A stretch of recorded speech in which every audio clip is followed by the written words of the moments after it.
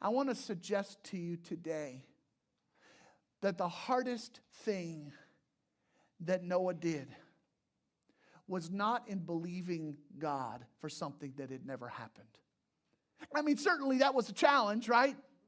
To believe God for something that had never happened, that everyone else was saying, you're crazy for believing it. I mean, that was hard. It wasn't easy, but I don't think that was the hardest thing he had to do.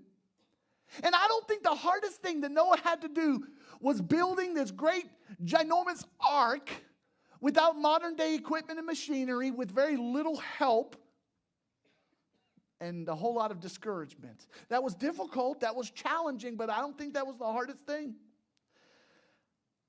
I suggest to you that the hardest thing Noah had to do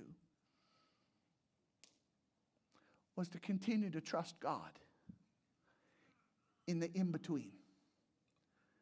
Continuing to trust God in the midst of uncertainty. In the in-between of the pre-flood and the post-flood. I think that might be the hardest thing he had to do.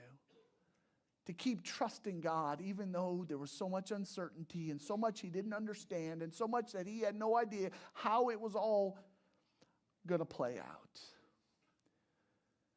In a book by John Kavanaugh, he tells of a time when he went to Calcutta, India, to work with Mother Teresa in her so-called House of the Dying.